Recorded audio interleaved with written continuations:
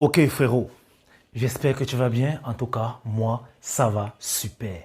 Je reviens avec une nouvelle vidéo après mon repos de 3 4 jours. Alors aujourd'hui, je vais te dire 5 choses que tu ne dois jamais, au grand jamais faire à côté d'une femme. Ce sont des trucs qui vont tuer totalement ton charisme. Et vous allez probablement vous reconnaître dans certaines de ces choses-là. Moi-même, je les ai faites. Peut-être qu'il y en a que je fais encore. Parce que la vérité, c'est une progression, c'est une évolution sur le long terme et constante. Si tu es nouveau sur la chaîne, avant qu'on ne commence, je t'invite à t'abonner, d'activer déjà la cloche de notification pour ne rater aucune de nos vidéos. Et bien sûr, mon like, les gars. Le like, ça me fera beaucoup plaisir. Sur ce, on y va. La première chose que tu ne dois jamais faire à côté d'une femme, c'est de la regarder plus d'une fois. C'est de la regarder plus d'une fois avant de l'aborder. Vous savez, il y a des fois, lorsque tu es dans un lieu et que tu veux aborder une fille, la première des choses que les séducteurs savent, c'est qu'il est important de créer le contact visuel avec la meuf. Il est important de la regarder pour qu'elle te regarde en retour. Vous devez croiser le regard. Maintenant que c'est fait, ok, tu ne dois pas le faire 2 fois.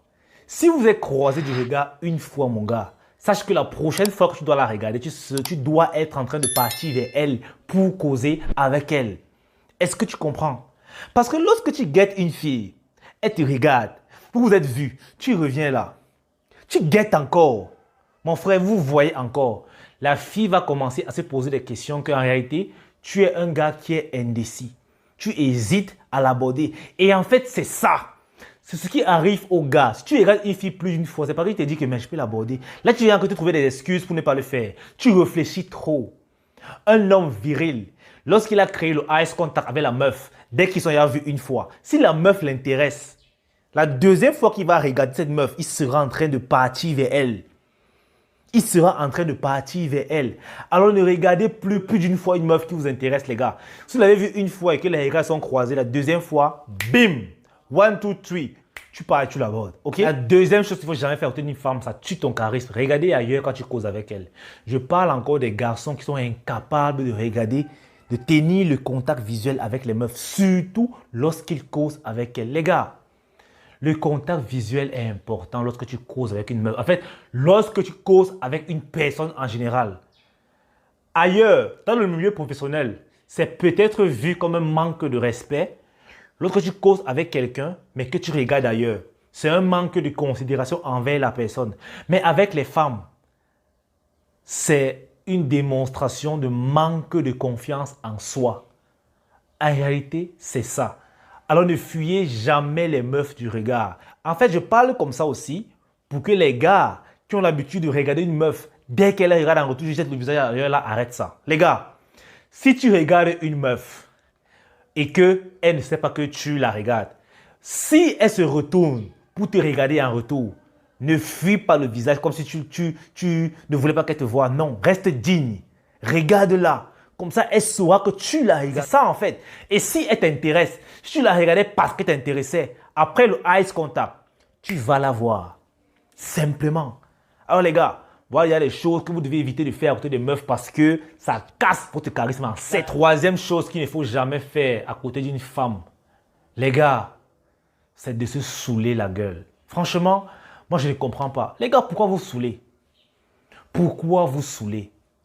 En fait, lorsqu'un gars saoule, ça ne veut dire qu'une seule chose, qu'il a perdu le contrôle.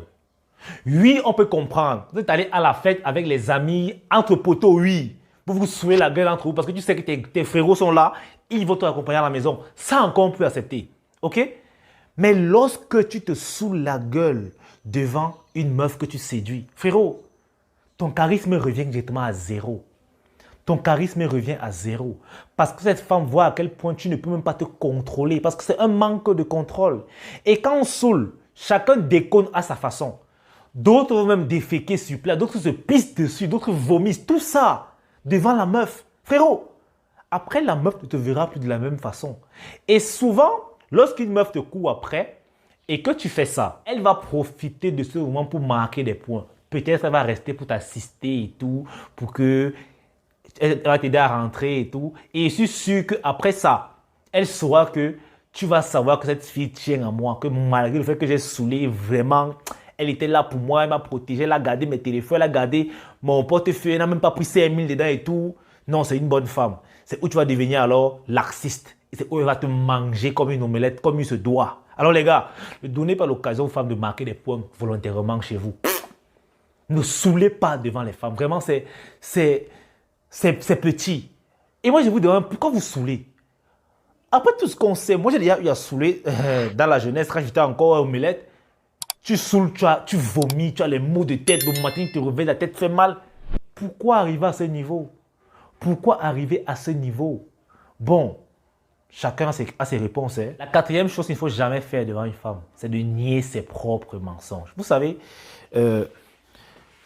généralement les filles disent que tous les hommes sont des menteurs. C'est peut-être vrai. Je me dis que c'est peut-être vrai parce qu'on sait que les femmes, la plupart du temps, elles tombent amoureuses de ce qu'elles entendent. Et nous de ce qu'on voit. N'est-ce pas? C'est pas moi qui dis ça, c'est un gars. Et il a dit que c'est d'ailleurs pour ça que les hommes mentent et les femmes se maquillent. Bon, ce n'est pas moi qui ai dit. C'est peut-être pour ça qu'on dit que tous les hommes mentent. Mais lorsqu'on te prend sur les faits accomplis, mon gars, ne nie pas tes mensonges. Ça fait un gars qui n'a pas de parole. Quand tu nies tes propres mensonges, c'est-à-dire on t'attrape avec les faits accomplis, tu continues de nier. Frérot, c'est toi que tu es d'abord en train d'insulter. Ça veut tout simplement dire que tu es le genre de gars que tu peux donner ta parole aujourd'hui. Demain, quand on te dit que tu as fait ça, tu dis que non, tu n'as jamais dit. Même si on enregistre, tu vas toujours nier. Ça énerve à un point parce que en réalité, c'est le dernier niveau de la mythomanie. C'est-à-dire, tu es une omelette qui est même déjà gâtée, pourrie. Donc, l'omelette, quand on jette à la poubelle. Alors les gars, arrêtez de nier vos mensonges. Si tu as menti, surtout aux femmes, si tu mens à une meuf constamment, le jour que tu t'attrapes, assume. Le jour que tu t'attrapes dans tes mensonges, assume. Dis que oui, c'est vrai, je reconnais. Dis que tu reconnais. Les gars, je vous en supplie, arrêtez de nier vos mensonges. Et la cinquième chose, lorsque tu trompes ta meuf avec une femme moins belle qu'elle, mon gars, tu es foutu. Tu es foutu. En fait, je ne vous encourage pas à tromper. Quoique moi, je ne suis pas d'accord avec ça. Mais ça peut arriver, ok? La chair est faible.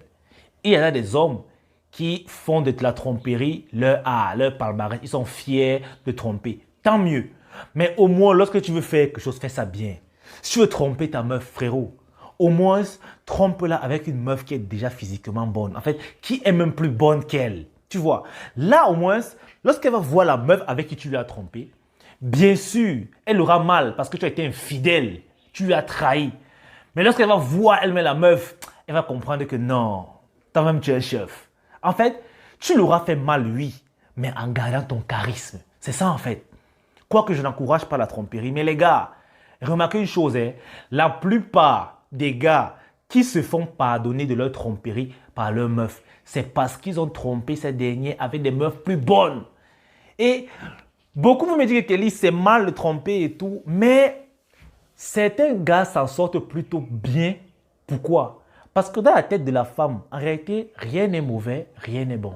Dans la tromperie, la meuf peut se dire que, merde, le gars, s'il m'a trompé avec une fille qui est 2 fois bonne que moi, ça veut dire que sa valeur sur le marché a augmenté. En réalité, merde, ce gars de la valeur, je dois le garder. Tu vois, je dois le garder. Et du coup, malgré le fait que je lui ai blessé le cœur, elle va te pardonner parce qu'elle a estimé que ta valeur sur le marché a augmenté. Donc, elle doit encore faire des efforts pour rattraper ces meufs que tu dragues. Et bien sûr, le salopard, tu vas dire que tu ne vas plus jamais faire. Pourtant, tu vas toujours faire. Mais les gars, quand vous trompez vos meufs, pensez au moins que le karma existe. Parce que moi, j'y crois fermement. Et si tu crois ou tu ne crois pas, c'est ton problème, ça existe. Alors, si tu fais du mal à quelqu'un, le retour de la pièce sera... Il faut se mettre prêt. Alors les gars, c'est tout pour les 16 choses qu'il ne faut jamais faire à côté d'une femme de peur de perdre son charisme. Vraiment les gars, prenez note. Et aussi les gars, vous êtes nombreux à m'écrire sur WhatsApp et Instagram. Je vous assure que les 3-4 jours que j'ai pu arrêter, c'était pour vous répondre. J'ouvre mon WhatsApp, je vois 100 messages, 150 messages. J'ouvre Instagram, 45 messages, 50 messages. Les gars, je ne peux pas tous vous répondre tic au tac. Ça fait mal à la tête. Et parmi vous, il y a certains qui ont des vrais problèmes qui méritent vraiment d'attirer l'attention. Il y a d'autres encore qui ont des problèmes banaux. C'est-à-dire, franchement les gars, si tu m'écris que je ne te réponds pas, sache que ton message ne nécessitait pas une réponse. Vous êtes tellement nombreux à m'écrire. Alors quand quelqu'un me pose des questions banales, c'est-à-dire, souvent je n'ai pas les mots. Parce que si je réponds, ça peut être blessant. Mieux, je reste tranquille. Alors les gars, je vais rouvrir mon réservario. Ok? Ceux qui ont des problèmes sérieux, qui veulent qu'on en parle, vous allez réserver, je laisserai le lien dans la description. Vous allez juste vous réserver une heure et tout, peut-être par appel, par voice. Mais là, c'est payant. Et aussi les gars, encouragez-moi. Encouragez-moi, ce n'est pas cher, c'est seulement 16 euros. C'est pas le million. Ok? Encouragez-moi aussi. Et il y a remarqué qu'il y a plein d'abonnés qui ont commencé à me faire les super thanks, à me faire des dons en fait sur YouTube. Franchement les gars, merci, ça fait plaisir. Donc s'il y a parmi vous qui voudraient faire des dons et tout, même par Orange Money, tout, même si c'est 100 francs les gars. 100 francs fois 1000, ça fait beaucoup d'argent. Alors envoyez. Encouragez aussi votre frérot. Ça me fait plaisir. Ça me fait vraiment plaisir quand je vois qu'il y a des gars qui sont tellement fiers parce que je fais, parce que je dis, pour l'impact que j'ai dans leur vie, qui décident de m'envoyer même un 2 euros, un 1 euro. Ça me fait quand même plaisir. Ce n'est pas rien. Ce n'est pas rien. Alors les gars, je compte sur vous. Sur ce, peace out. On est ensemble.